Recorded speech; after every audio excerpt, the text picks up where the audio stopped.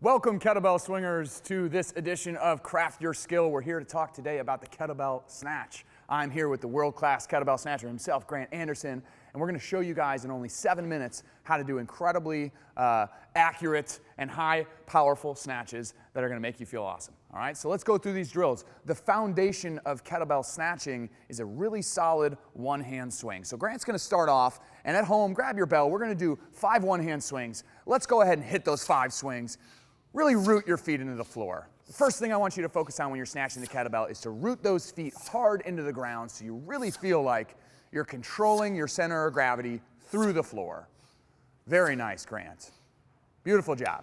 So that's Q1, right? When we snatch, it's really important to maintain the center of gravity because when the bell starts to go away from us and when we're throwing it from the top, it can often start to shift our center of gravity. We don't want to let that happen, so we got to root our feet and root our heels into the floor. The next cue that I want to give you guys is your breathing, right? Because breathing tends to go out the window when people are snatching. And what we need to see is that hard style exhale right at the top. So Grant's going to do a set of 5 swings on each side, one-handed, and he's going to focus on that sharp exhale. Let's see it. Inhale through the nose, hard exhale. Notice that he's getting a breath in on the way back through his nose. And that hard exhale at the top, right? That's the pop that we talk about when we're doing kettlebell snatches. That pop right there. Good. Whether you're doing swings or you're doing snatching, that breathing pattern needs to be the same. That means that we inhale when we're in the back of the hinge, and we do the hard exhale right as our hips lock out, okay? We'll come into that later as we get into the actual snatch. So now let's talk about the top position, right? Because we've got our hinge now, we know our breathing pattern, now we need to get the right top position. So Grant's gonna go ahead and clean that bell up, and then he's gonna press the bell to the top position.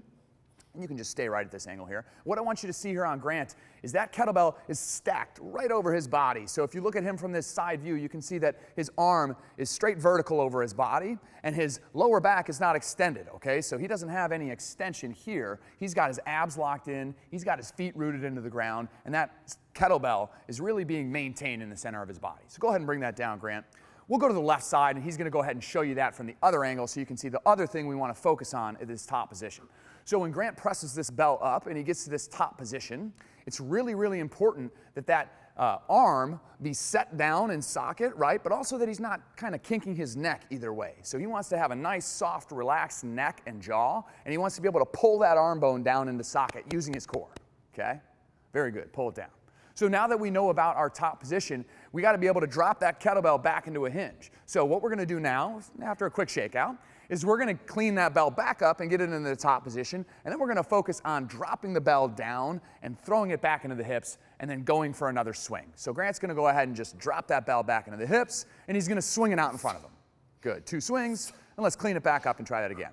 So we go into the top position again. Notice when Grant throws that bell back, he's going to keep it close to his body and then go back into his hips, right like a swing, right? Really good, beautiful. Let's try one more. Now, I want you to notice that kettlebell flips over his wrist quickly, right? He's trying to throw that thing down, get it back into his hips, and pop it back out in front quick. Beautiful. One more. Awesome job. So that's the drop, right? If you can drop the bell from the top position, then you're pretty much set for the snatch because getting it back up on the way up is pretty easy. We're actually going to talk about the next piece of that right now. So we talked about our pop, which is going to be the hard style exhale lockout that we're going to do. That's going to be the first thing of the snatch, and that's going to give us like 80% of the power from the snatch. The other 20% is going to come from a pull that happens in our upper back and in our lat. It's a hard pull that happens pretty much right when you lock out your hips. So Grant's going to show an exercise called the high pull. Okay, and I want you to notice that instead of letting the bell float out in front like a swing, Grant's going to pull that bell back and up. All right, so he's starting to get the bell to pull in the same plane that he's going to pull it in to snatch it up. Eventually he'll punch up under it, but he's not going to do that yet. So this is a high pull. Good, that's a swing. That's a high pull. Yes, I like it, good. Let's try that one more time. He's going to show you on the other arm. Swing goes all the way out in front. High pull stays closer. If a swing is out at like a 10, a high pull is at like a 5, right? It comes in on the body. Very good, Grant. Nice job. So again, 80% of our power is going to come from that hard pop, right? 20% of the power is going to come from that hard pull. Now, if you're doing your math at home, 80 plus 20 equals 100, which means all the power that we need to put into this kettlebell has already been put into it by the time that you're making your pull like that, which means that our punch to finish out the exercise, it's a weightless punch. right? Because you've already put all the force in the bell. The bell's already going where it needs to go. Now you're just going to punch up under it. That's how you get it to land nice and soft on your wrist, and that's how you get it to land without jarring your frame. You get it to land with your abs tight, and you get it to just stick right where it lands. So let's have Grant do a couple snatches here. He's going to show you what that pull to punch looks like where he finishes. Let's see a set of 3 snatches, Grant. Very nice, good. Notice how that bell stays close to his frame the whole time, and he punches right under it. Good. Last one, stay there.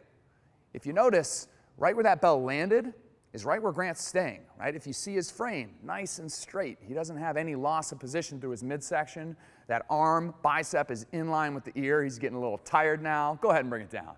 Nice job. Grant's going to show a couple snatches now facing at the camera so you guys can get a slightly different angle, because one of the other big mistakes we see when people go to snatch is when they throw the bell down from the top position, they twist and they find a really bad hinge position where it becomes more of a twist. Grant's trying to shoot his hips straight back, and he's trying to keep his shoulders nice and square so that as his hips get pulled back, his shoulders maintain that nice square position, right? Otherwise, good, and stop right there. Nice, pull it down.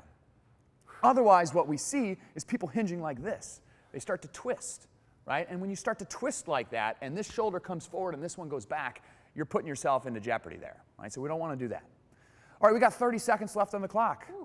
Let's get our one final cue to put all these things together, right? We're going to go back to our breathing, because the last thing I want you to think about when you're doing your kettlebell snatches is a lot of times people are going to wait to exhale until they get to the top. Right? But Grant doesn't want to wait until he gets to the top. He wants to exhale right when those hips lock out, right there, right? Right as those hips lock out is when you make that sharp exhale. You don't want to wait too long. You don't want to wait until all the way at the top, because at that point, you've already put all the force in the bell. That's your snatch secrets.